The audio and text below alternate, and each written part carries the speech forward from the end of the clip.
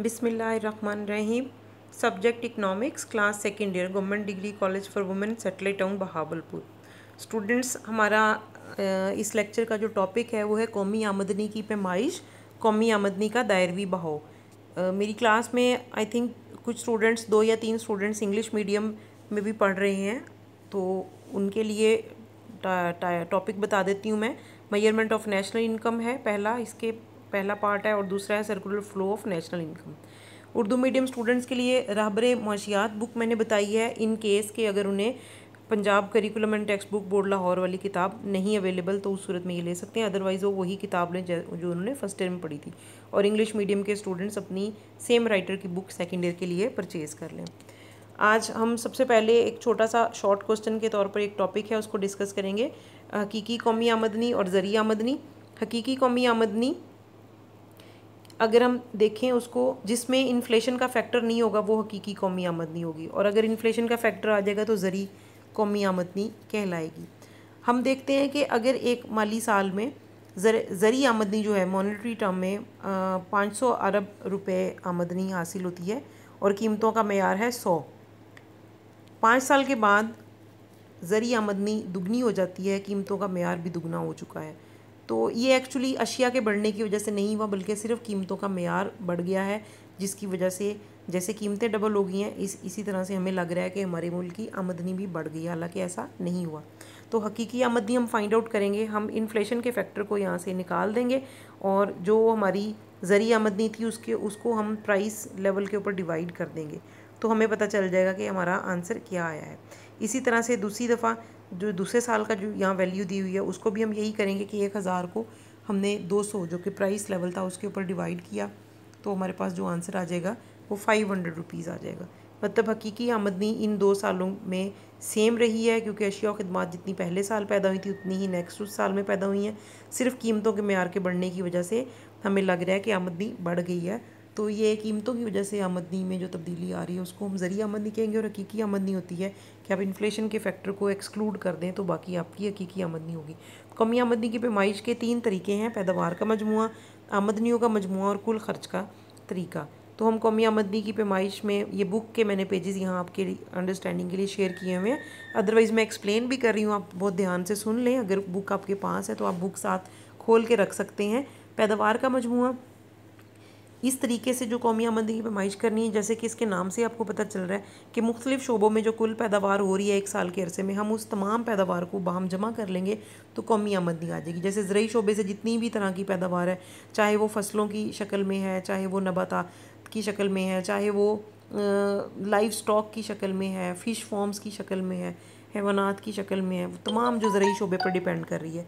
इसके साथ दूसरी है ज़रनती शोबे की तमाम पैदावार, खिदमात सर अंजाम देने वाले अफराद, खिदमात सर अंजाम देने वाले इदारे, इन तमाम चीज़ों को हम इनकी वैल्यू को जमा कर लेंगे तो हमारे पास कौमी आमदनी आ जाएगी। ये एक सामने गोशवारा है, ये सिर्फ आपकी अंडरस्टैंडिंग के लिए, इसको याद नहीं करना, आपने सिर्फ समझना है कि कैसे अशिया की हम वैल्यू फाइंड आउट करते हैं और फिर हम उसकी कुल पैदावार देखते हैं, बाज़ारी कीमत उसकी जो उस साल में है उस कीमत से उसको मल्टीप्लाई करते हैं और कुल मालियत निकल आती है, और तमाम चीज़ों की मालियत को जब जमा करेंगे तो कौमी आमदनी बन जाएगी। कुछ एहतियातें करनी है, और ये सेम वही एहतियातें हैं जो भी हमने पिछले टॉपिक में डिस्कस की हैं कि दोहरी गिनती से बचना है, जो हम अपनी बिला मुआवजा खिदमात घर में कर रहे हैं उनको काउंट नहीं किया जाता, रह जाती हैं वो काउंट होने से। तफरीह तबाह के लिए हम जो एक्टिविटीज़ करते हैं वो भी रह जाती हैं। दूसरा तरीका जो है कौमी आमदनी की पैमाइश का वो है आमदनियों का मजमुआ, कि आमलीन के मुआवज़ों के हिसाब से 4 आमलीन पैदाइश, ज़मीन, मेहनत, सुरमाया, तंजीम।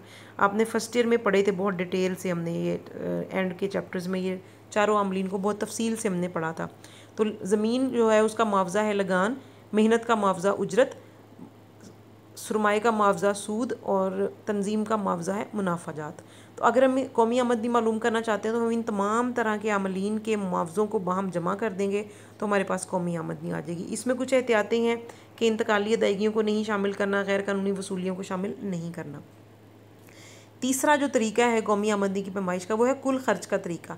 हम चाहे इंडिविजुअल लेवल पर ख़र्च कर रहे हैं या हुकूमत अपने लेवल पर ख़र्च कर रही है इन तमाम अखराजात को, और वो चाहे ख़र्च सरफ़ी ख़र्च हैं या सरमायाकारी के ख़र्च हैं, उन तमाम तरह के अखराजात को अगर हम जमा कर लेंगे तो ये कौमी आमदनी की पैमाइश हो जाएगी। तो 3 तरीके जो कौमी आमदनी की पैमाइश के हमने यहाँ डिस्कस किए हैं, उन तीनों में से किसी भी तरीके से कौमी आमदनी की पैमाइश कर ली जाए, लेकिन मुतल्लिका जो एहतियातें बताई जाती हैं उनका ख्याल रखा जाए, तो ऑलमोस्ट इन तीनों तरीक़ों से जो हमारा आंसर निकलेगा वो तकरीबन एक जैसा होगा। इस टॉपिक के साथ ही एक ये लॉन्ग क्वेश्चन आएगा, अगर एग्जामिनेशन पॉइंट ऑफ व्यू से देखें आप कि क्या क्वेश्चन आएगा एग्जाम में, 10 मार्क्स का जो लॉन्ग क्वेश्चन स्टूडेंट्स आपके पेपर में आता है, ये वो क्वेश्चन आएगा। सपोज सवाल इस तरह से आ सकते हैं, कौमी आमदनी की तारीफ़ करें और कौमी आमदनी की पैमाइश के मुख्तलिफ तरीके तहरीर करें।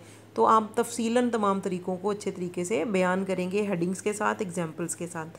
अगला जो टॉपिक है ये भी अमूमन लॉन्ग क्वेश्चन में आ जाता है, इतना लंबा ये क्वेश्चन नहीं है, लेकिन आप अगर इसको एलेबोरेट करके लिखेंगे तो तफसीली सवाल ये बन सकता है। अच्छा, कौमी आमदनी का दायरवी बहाव क्या है कि आपने कौमी आमदनी के दायरवी बहाव के लिए सबसे ज़रूरी चीज़ है कि मईशत में जो 2 मेजर कैटेगरीज़ हैं वो क्या क्या हैं। एक तरफ अवाम या अवामिल होते हैं और एक तरफ होते हैं कारोबारी इदारे। तो जो अवाम है या अवामिल हैं वो वही इंसान हैं, वो ख़ुद अपनी सर्विसेज पेश करते हैं, कारोबारी इदारों को काम करते हैं, वहाँ जाके उसके बदले में मुआवजे लेते हैं। दूसरी तरफ जो कारोबारी इदारे हैं वो अशिया व खिदमात तैयार करते हैं और उन अशिया व खिदमात की कीमतें वसूल करते हैं। तो इस तरह से जो कौमी आमदनी है वो इन 2 सेक्टर्स के दरमियान में गर्दिश करती रहती है, घूमती रहती है, और हर साइड का जो लोग हैं वो डबल रोल प्ले कर रहे होते हैं। बायर्स का रोल भी प्ले कर रहे होते हैं, सेलर्स का रोल भी प्ले कर रहे होते हैं। जैसे इदारे जो हैं, कारोबारी इदारे, वो आमलीन को एक प्रोडक्ट की तरह से उसकी सर्विसेज को परचेज़ करते हैं और उसके बदले में कीमत अदा करते हैं। इसी तरह से जो अफराद हैं वो कारोबारी इदारों से अशिया और ख़िदमात ख़रीदते हैं और उसके बदले में कीमतें अदा करते हैं। स्टूडेंट्स, ये दोनों टॉपिक्स बहुत इंपॉर्टेंट है एग्जामिनेशन पॉइंट ऑफ व्यू से, आपने इनको बहुत अच्छे तरीके से तैयार करना है। फिर भी अगर कोई क्वेश्चन ऐसा या ऐसा पॉइंट है जो आपको क्लियर नहीं हुआ, आप ज़रूर कमेंट्स में मेरे से पूछ सकते हैं, लेकिन इसकी बहुत अच्छी रीडिंग करें बुक से, बुक कोशिश करें जल्दी आप ले लें, ताकि आपके लेक्चर्स जो हैं वो साथ साथ आप तैयारी भी करते जाएं एग्जामिनेशन के पॉइंट ऑफ व्यू से। जैसे ही इंस्टीट्यूट्स ओपन होंगे, डेफिनेटली जो लेक्चर्स ऑनलाइन क्लासेस में हो चुके हैं वो लेक्चर्स रिपीट नहीं होंगे, आपके टेस्ट होंगे, टेस्ट का शेड्यूल आपको उस वक्त दे दिया जाएगा, और अगर शेड्यूल टेस्ट नहीं भी होंगे तो क्लास टेस्ट लाजमन आपके होंगे, जितने आपने ऑनलाइन लेक्चर्स ले लिए होंगे उनके टेस्ट होंगे क्लास में फिर। Thank you students, best of luck.